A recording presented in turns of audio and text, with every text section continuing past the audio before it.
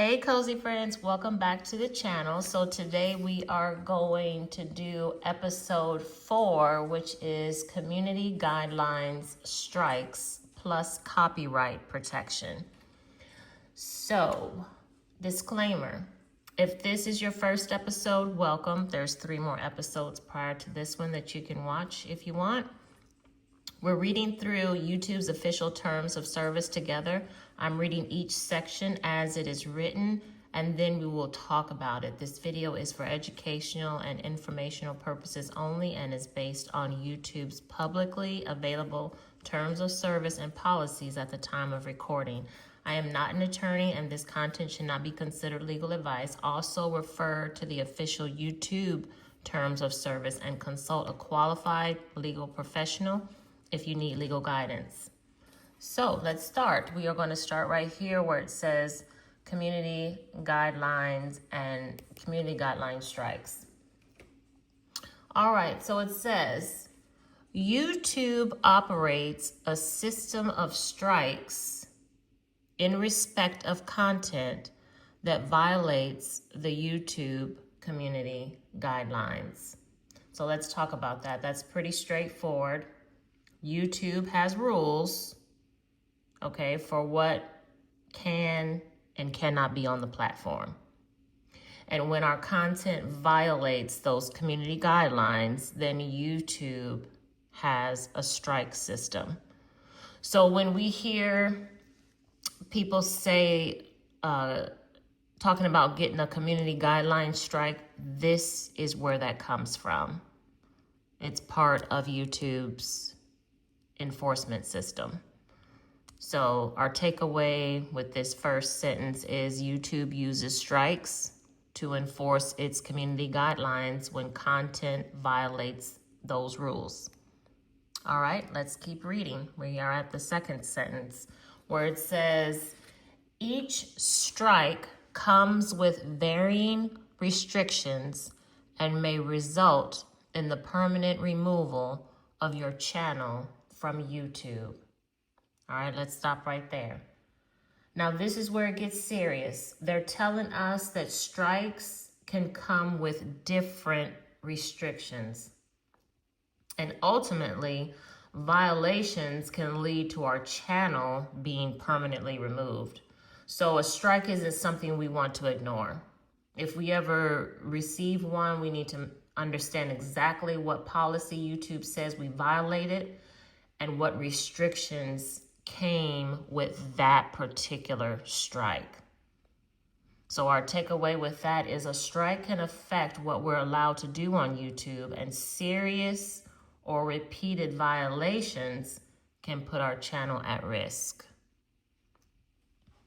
All right, let's move on to the next sentence where it says, a full description of how a strike affects your channel is available on the Community Guidelines Strike Basics page. If you believe that a strike has been issued in error, you may appeal here. And if you see it, it has all these hyperlinks for us to click on immediately if we find ourselves in this predicament. So let's stop right there. Okay, so YouTube isn't leaving us completely in the dark with this. They have a page explaining how strikes affect our channels, which is great. And if we believe that YouTube issued a strike by mistake, understand human error, okay? There is an appeal process. So that doesn't mean, with the appeal process, that doesn't mean that it's an appeal automatically removes the strike. It means that YouTube is giving us a way to challenge it if we believe that there is an error. So our takeaway with this part is, if we get a strike, we need to find out exactly why we received it. And if we believe it was issued incorrectly, then YouTube provides an appeal process. Okay, so now we're going to move down to the next paragraph where it starts off, if your channel has been restricted due to a strike, you must not use another channel to circumvent these restrictions. All right, let's stop right there. Now, this is something I think we need to pay attention to. If YouTube restricts one of our channels because of a strike, we cannot just go to another channel and use that channel to get around the restriction. So if YouTube tells us, hey, you cannot do this right now, the answer isn't, well, I'll just go and do it over here instead. So that's what they mean by circumvent, trying to get around the restriction. So our takeaway right here is we cannot use another YouTube channel as a workaround for a restriction placed on our channel. Okay, so let's move on to where it says right here, violation. Violation of this prohibition is a material breach of this agreement, and Google reserves the right to terminate your Google account or your access to all or part of the service. Now that's serious. So they're telling us that trying to get around one of these restrictions isn't just another little violation. They call it a material breach of the agreement. So basically it's saying we agreed not to do this. And if we do it anyway, Google says it reserves the right to terminate our Google account or our access to all or part of YouTube. So if we're restricted, we need to follow the restriction. So our takeaway here is don't try to outsmart or work around a YouTube restriction. Follow the restriction and use YouTube's proper appeal process if we believe that they got something wrong. Okay, let's move on to copyright protection right here. All right, we provide information to help copyright holders manage their intellectual property online in our YouTube Copyright Center.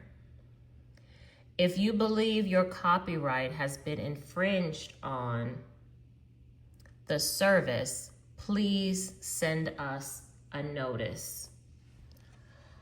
All right, now we've moved from community guidelines into copyright. And notice this can work both ways for us as creators. So we have to be careful about using somebody else's copyrighted work. But we're also creating original content ourselves. So if someone uses our copyrighted work in a way that infringes our rights, YouTube has a process for copyright holders to report that to.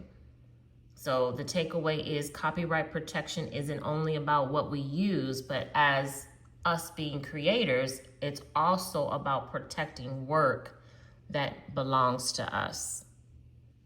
Okay, let's move on to the next paragraph. It says, we respond to notices of alleged copyright infringement according to the process in our YouTube Copyright Center, where you can also find information about how to resolve a copyright strike.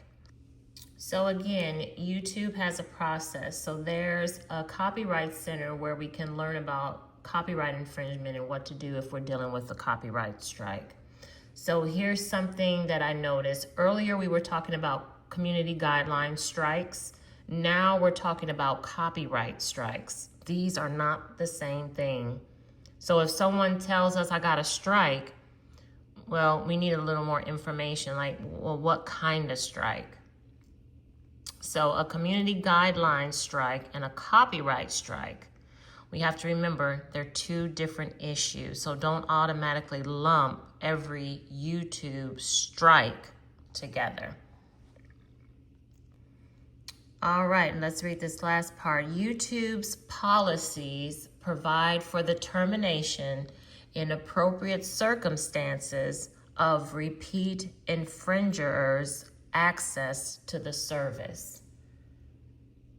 And there it is again, we're back to that word termination. So YouTube is telling us that repeat copyright infringement can ultimately result in losing access to the service. So whether we're talking about community guidelines or copyright, there's a pattern in what we're reading. YouTube expects us to know the rules and to follow them. So repeated copyright infringement can have serious consequences, including, unfortunately, termination. So that's where we're stopping.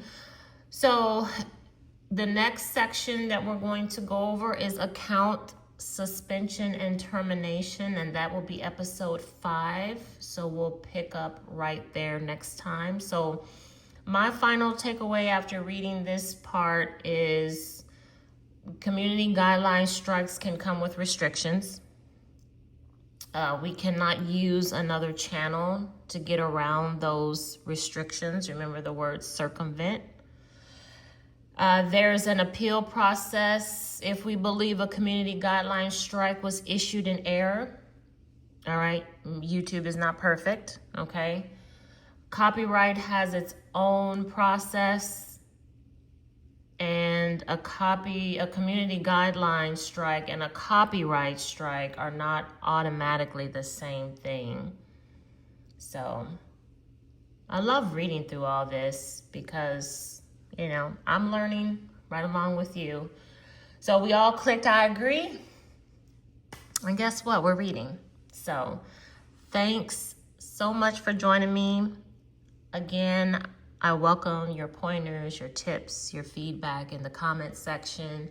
I hope you all are getting something out of this. And we have, 3 more episodes to go. So thanks for watching. See ya.